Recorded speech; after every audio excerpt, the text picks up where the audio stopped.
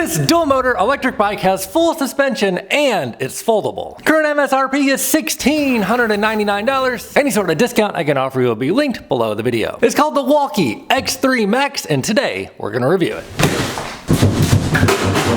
This one comes in khaki, although there are other colors linked below the video in the description. It does have a 4-bar linkage rear suspension with a basic HLT 100 shock. And it is a folding e-bike, which is kind of rare for a dual motor. The battery is frame integrated, pops out with a key.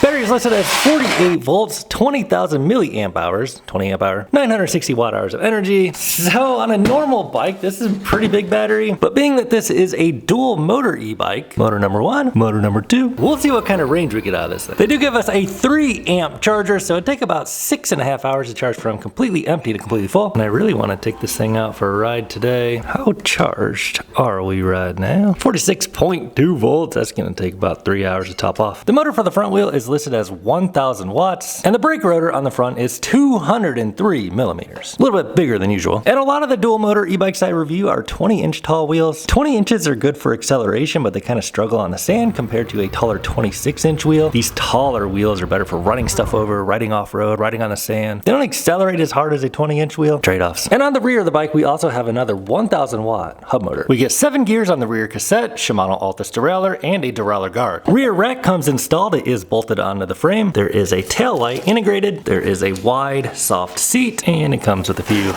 dog toys. Putting the front wheel on a dual motor e-bike is an entire process in itself. The brakes are 4-piston hydraulic. It is a folding bike, so naturally, don't hurt your fingers, bro. It has folding pedals. And of course there is suspension in the front. We get micro adjustments on the lever here. Handlebars have a twist throttle on the right, horn, 7 speeds on the Shimano shifter. Fire that up in a minute. Controls, DY, island, hydraulic brake levers. And the battery on this e-bike weighs in at 10 pounds. 4 ounces pretty much. See how much this bike weighs. So I weigh 191. Now dual motor e-bikes generally weigh just a little bit more. So picking this thing up without the battery on it weighs 273.4, 82.4 pounds plus 10 for the battery. Slides right on in there. Locks in place. Watch your fingers. A little bit of a rustling match, but it can be done. So let's power this thing up. Wallke. So it appears to be the same display we've seen on other Wallke bikes, which means we can hold this I button here and switch over to front motor or dual motor, high power, or dual motor, regular power, or just rear motor. Toggle as you please. And we get our miles. And then of course we get 5 levels of pedal assist. Battery readout is in terms of a percentage up here on the right. Got a little bit more time to go here. Pressing the headlight button dims the display, as well as fires up that front headlight, which is a fairly bright headlight. We also get a tail light that illuminates. And when we grab the brake lever, it lights up a little extra bright. Well, a lot of extra bright. So to show you the size of this e-bike, I'm 6'5", inseam 34. We have the tall 26-inch wheels and a rear rack and a high step, so not quite as easy to get on as some Wallke's other low step through frame bikes. And we're going to be sitting a little bit higher off the ground. Seems perfectly suitable for me. This is the seat on the minimum height right now. It does have that budget 4-link bar suspension and adjustable suspension on the front. Seems all right. We do have a quick release on the seat. Ooh, watch the fingers, watch the fingers. So let's throw that seat on maximum height. So seat on maximum height, let's see what this is like for me. Seems like a pretty decent riding position. Puts me a little bit forward. Help me put a little bit of power down on the pedals. Not uncomfortable. Feels kind of like a mountain bike. Let's go give it a try. Quick peek at the front brake rotor. It is also a 203 millimeter rotor, and we are running DY Island brakes all around. 4-piston hydraulic. DY Island brakes on the rear. Oh gosh, I have a little piece of metal stuck in my thumb there. What? A little steel splinter. Yeah, you gotta be careful with these bikes sometimes. Now just don't drop it on the floor and get it stuck in your foot. All right, dudes, let's take out the Wallke X3 Max all-wheel drive, 48 volt, 20 amp hour battery pack. We'll fire up our Strava here so we can track our official range on this battery because, well, it's not a huge battery for a big power dual motor e-bike. Hopefully we don't get any flat tires today. And hopping aboard here, of course, we'll have our GPS measured speed. Fire this thing up. pull off the display cover and get on out of here. So hopping aboard here, the first thing I am noticing on this e-bike is it puts you in a bit of a stretched out position, a little bit more aggressive for putting some power down to the pedals. Here's what our lights are looking like. Here's what they're looking like in a more complete darkness environment. So let's go ahead and give the X3 Max a rip up the 20% grade. I weigh 200 pounds. We're gonna try rear motor only to start and pedal assist 5, rear motor only. What kind of torque can the Wallke X3 Max do on just single motor on the rear? So that's gonna kind of poop out on us here about, well, maybe it won't actually on single motor. Dang, actually fairly impressive for taller 26-inch wheels. It made it up. Might have been pushing the motor a little bit harder than I should there. Now, typically the front motor will have a little bit less power than the rear motor. Let's go ahead and see what I'll do on just front motor up to 20% grade. We're gonna get ran over. Yeah, it's we're spinning out of it there. And now let's flip it on over to dual motor. Obviously the double zap there, and then see what it'll do here. Full throttle. Yep, a little bit of wheel spin off the line, and we are tearing right on up, just like an all-wheel drive you'd expect it to do. Oh yeah. So pretty solid performance. One more rip here. I'm gonna flip it on over to the other mode where it doesn't have the lightning bolts on there. Let's see how this one compares. Throttle only. Haven't pedaled this bike yet.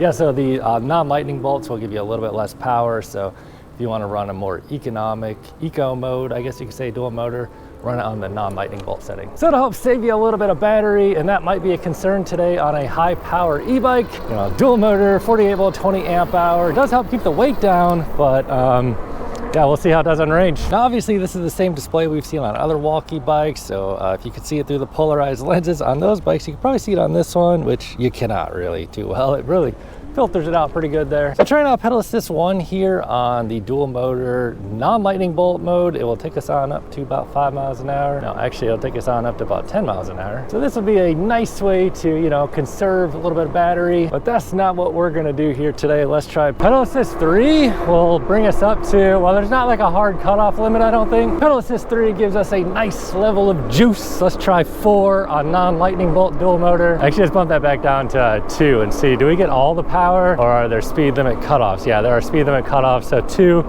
will take us up to around 15. 3 gives you another tier boost in your throttle only. I'm not pedaling this thing up to 21. And then 4 on throttle only will take us up to around 23, 24 throttle only. So sitting on this bike feels pretty nice and plush. You know, it's not, you know, top tier suspension or anything, but for some light riding here, should be nice. Anyway, let's go terrorize some landscaping here, riding off-road just a little bit on this electric bike. Feels nice, you know, just on some soft stuff. This seat feels like really soft, and suspension, you know, nothing to write home about, but it'll definitely insulate you for, you know, riding in some mulch here. And yep, we'll get on out here to the sketchy road and see what kind of speeds we can hit here. So 22, pedaling just a bit here, 27, 28, 29. This is into headwind here. We'll test the top speed here in a minute, but first let's do the acceleration run. 0 to 20, I weigh 200 pounds, full throttle, ready, go. And that front wheel spins up just a bit there. 10, 15, 18, 20. So pretty darn quick accelerating electric bike. Generally these taller 26-inch wheels aren't gonna accelerate quite as hard as some of the shorter 20-inch wheels we've seen on some other Wallke bikes, but these taller ones should be better on the sand. We'll see here in a few. All right, let's get a top speed run. Ready, go. 10, 15, 20, 23, 25, 29, 30, throttle only, not pedaling, 31, 32 on the GPS, a little bit faster than I was expecting, 33 miles an hour, and it's starting to back off the power a little bit. Can you pedal it going this fast? Yeah, you actually can keep up with it. So 33 miles an hour on this electric bike. Cooking, man. Now it's gonna be interesting to see how much range we get out of this thing though, because it's showing 65% already, about not that far into this ride. So we're definitely gonna get this thing out here and ride on the flat sand here in just a few. But let's give it a little bit of a try here on some less than perfect terrain. And yeah, I mean, it is full suspension. Seat is super soft on this bike, and man, this thing really does have quite a bit of power, man. The taller 26-inch tires compared to like 20-inch tires give this thing a lot more stability and like ability to do like off-roading. Now, of course, battery might be a concern today. Whoa. So let's go ahead and bust a left here just because we can. These tires are dominating, man. We're cooking, dude. 15 miles an hour, throttle only, pedal says 5. No need to pedal, but we can. Let's go on down here and see if we can get hit by this water maybe just a little bit. So these 26-inch wheels, like, they do a lot better than 20-inch wheels, like in terms of like stability side to side. And then obviously, you know, it's dual motor, so we're not really having any trouble out here whatsoever. This is throttle only. Let's see if I can get a little bit of pedaling action in here, right on through, not get too close to anybody, not kick up too much sand anywhere. Yeah, dude, crushing. This battery is probably gonna be really hurting after this. Back to just throttle only here, and this sand is getting really loose right here. But yeah, tearing it up, man. Can't really get too much better performance out of an all-wheel drive electric bike than that. Why not? Let's just hit this spot too. So floaty suspension right on over that, and back to the harsh stuff here. So yeah. This is a fun e-bike, man. Range may be the one downside because we are already showing 50%. Wow, that is a bold move leaving that bike right there, not even locked up, man. In Venice? Wow. So 47% remaining on the battery. I really don't think I should be going out on the sand anymore, but we're going to. Why not, dude? Might have to do a little bit of pedaling home today after this. And really, just plenty of power on tap. Range is really going to be the only question.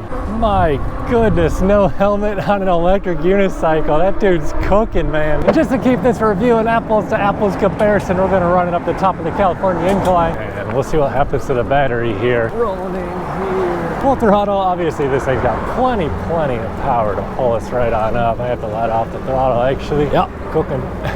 And 4-piston hydraulic brakes on this e-bike. Getting a little wheel spin here coming around the corner. Full throttle. Let's see what we can do. 15, 16, 17. Oh shoot, we're on pedal says 3. 5. There we go. 19, 20, 21, 22 miles per hour, 23, 22.6, and battery is voltage sagging down to 38% at the top of the California incline. And then hitting the California decline, rolling on 4-piston, 203 millimeter hydraulic disc brakes from DY Island, coming in pretty hot here. We'll give them a bit of a pull here. Yeah, they're solid. Whoa. Solid brakes. DY Island are definitely, you know, a budget brand, but they get the job done. So let's say you need to use your brakes coming from a high rate of speed, about 20 miles an hour or so. Slam on them. They are 4-piston hydraulic brakes. They grip nicely. Mostly the knobby tread is going to be the limiting factor on these brakes. Riding on street surfaces, pretty solid brakes though. So we are about halfway through this ride, showing 25% remaining on the battery. We'll head on home, see what the final range is, see if we actually make it home, and along the way I'll share my final thoughts on the Wallke X3 Max. So list price on this e-bike is $1,700 right now, but there is a discount link below this video in the description box. And if you did buy through that link down below this video, it would also help support my reviews here on Tail Heavy TV, and I greatly appreciate your support. So this bike does have big power. It's a lot of fun to ride, excellent off-road in the sand, climbs hills well, obviously, since it has dual motor. Brakes are pretty good. DY Island isn't my favorite brand, but they are 4-piston hydraulic brakes with big rotors, and pretty fast e-bike, man. Now the battery size can be a pro or a con. Since it is a smaller battery for a dual motor e-bike anyway, it'll help keep the weight of the e-bike down. So if you don't intend on going like really long distances, it's actually kind of nice, you know, not carrying around a huge battery. So I mean, I think this thing is really ideal for like a quick hit, you know, quick punchy fun rides. Maybe you'll get, you know, 20, 30 miles out of it. Really just depends on how hard you push it. But I mean, if you want long range, this probably isn't going to be your #1 option in the all-wheel drive form, although they do sell this bike in single motor version. Anyway, that's my final thoughts. Let's go see what the final range is if we make it home. And we are down to 10%, showing almost single digits remaining on this battery, but it is still pulling strong. Chaos out here today though. 8% remaining. I'm actually trying to kill the battery. And just rolling back into the neighborhood here, we are at 17.5 miles average speed, 12.3 behind the Cybertruck here after an hour 25 minutes ride time. And the battery is showing 4% remaining. So just like any electric vehicle, Cybertruck included, if you push it hard enough or long enough, yeah, battery will die on you. Obviously, you could get better range out of this e-bike if you don't run it on dual motor and you know, max it out all day long, not pedaling it really at all. Pretty fun e-bike. If you do want to grab one, buy through the link below this video in the description box. It'll give you the best price. Use that little coupon code down there, and it also helps support my reviews here on Tailhappy TV. However, if this is not the electric bike for you, watch this video next. Catch you over there. Oh shit. 4-piston hydraulic brakes coming in handy there. Out of my own curiosity, let's see if I can climb the 20% grade with 3% battery remaining. Dang, that's actually a strong 3% remaining. Not bad.